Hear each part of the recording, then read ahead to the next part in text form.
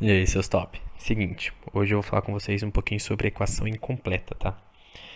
Mas ainda assim, para orientá-los, quando vocês terminarem de assistir essa videoaula, ali embaixo do título vai ter um link para vocês de uma atividade no Forms, tá?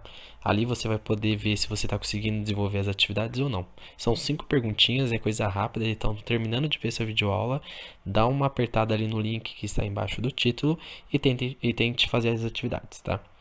Aqui eu coloco que a gente tem dois tipos de equações incompletas, tá? Primeiro, quando eu tenho só o valor do A e do C. Então aqui eu coloquei dois exemplos, que eu tenho o valor de A e C. Esse é o primeiro tipo. E o segundo tipo é quando eu tenho os valores de A e os valores de B. Tá? Então significa, eu tenho o A de x ao quadrado e eu tenho o B de x ao quadrado. Então isso são momentos de equações incompletas. Ainda assim, para fazer o desenvolvimento dessas equações incompletas, ela é muito tranquila, é muito rápida, é muito fácil, tá? Então é só você prestar atenção que você vai aprender o desenvolvimento. Como vocês já estão estudando equação de segundo grau, logo vocês passaram por teoremas de Pitágoras, tá? Então, casos assim, como no primeiro caso que eu citei aqui, é fácil de desenvolver. Então, quando você lembra de teoremas de Pitágoras, você tinha que isolar esse valor de x ao quadrado. Então, esse menos 49 passava para o outro lado da igualdade, tudo isso mudando a sua operação. Se eu estava tendo uma subtração, ele passa somando. Então, ficou x ao quadrado, tudo isso é igual a 49. Quando eu tinha esse ao quadrado, eu também tinha que passar ele para o outro lado, porque era uma regrinha inversa. Então, passava ele para o outro lado, mudando sua operação. Então, se aqui ele está ao quadrado, ele passa para o outro lado em raiz. Logo, ficaria x é igual a raiz de 49. Até aqui, vocês aprenderam a desenvolver pelo método de Pitágoras. Como estamos falando de uma equação de segundo grau, tá? Isso significa que esse valor de x, nós temos dois resultados. Tá? Como assim dois resultados? Como estamos falando de uma equação do segundo grau, significa que eu tenho um valor positivo e um valor positivo. Ah, mas por que desse valor positivo e desse valor negativo? Isso significa que esse raiz de 49 seria um resultado do nosso delta. Tá? Não necessariamente o nosso delta, mas seria a parte dele. Então significa que eu tenho mais ou menos delta. Então, quando eu falo de raiz, é sempre mais ou menos. Isso pela fórmula de Bhaskara.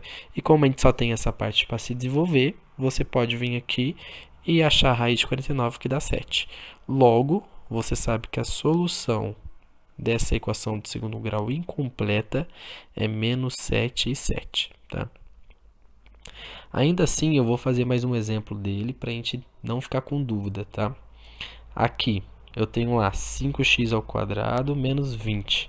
Esse menos 20 vai passar para o outro lado, mudando seu sinal. Então, se ele está negativo, passa positivo. Tá? Quando eu mudo ele de lado, eu vou ficar com 5x ao quadrado. Tudo isso é igual a 20. Aí, o que acontece? Eu tenho que isolar esse x ao quadrado. Então, esse 5 passa para o outro lado dividindo, porque ele está multiplicando. Aí, ficou x é igual a 20 dividido por 5. A partir disso, eu tenho que x é igual a 4.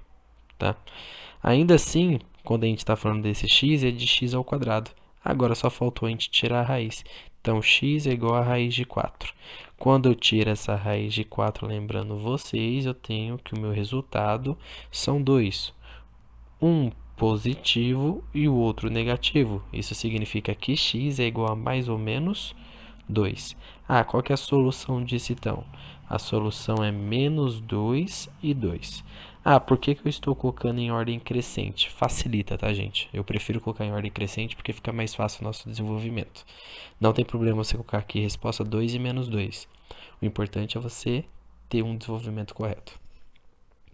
Já que nesse segundo caso, quando eu tenho o valor de A e B, eu tenho que utilizar o método de isolamento. Como assim? Eu tenho aqui dois valores de x, então tenho x nos dois números. O que eu faço? Isolo. Então vai ficar x que multiplica. Se aqui eu tenho 2x e saiu 1, ficou 1. E se aqui eu tenho um valor de x e saiu, quer dizer que ficou somente o 7. Tá? Tudo isso é igual a quem? A zero.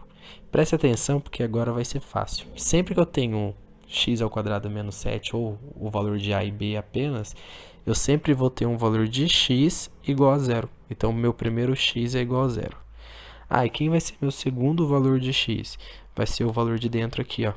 Então, x menos 7, tudo isso igual a zero. Então, o x é igual a 7. Por que igual a 7? Porque aqui estava negativo e veio positivo. Então quem que é a solução do meu exercício? A solução vai ser x0 e 7. Tá? Então, quer dizer, tenho essas minhas duas respostas. Já aqui no exemplo D, tá? Aqui no nosso exemplo D, eu também tenho valor de x ao quadrado e x. Mesmo método, tá? Primeiro, eu vou lá e isolo. Então, x vem para fora. Aí dentro ficou 3x menos 4, tá? Tudo isso igual a zero. Então, como eu disse, sempre vou ter um valor de x igual a zero. Então, meu primeiro valor de x é igual a zero. O segundo valor de x sempre vai ser o valor que está dentro igual a zero. Então, 3x menos 4, tudo isso igual a zero. Logo, 3x é igual a 4 e x é igual a 4 terços, tá? Lembrando sempre da operação. E quem que é a solução desse exercício? Solução vai ser 0 e 4 terços. Não se esqueça de fazer as atividades que ficaram do Forms para vocês no link ali embaixo do título, tá? Porque vai auxiliar vocês a ver o seu desenvolvimento, para ver se você conseguiu fazer as atividades ou não. Até a próxima aula.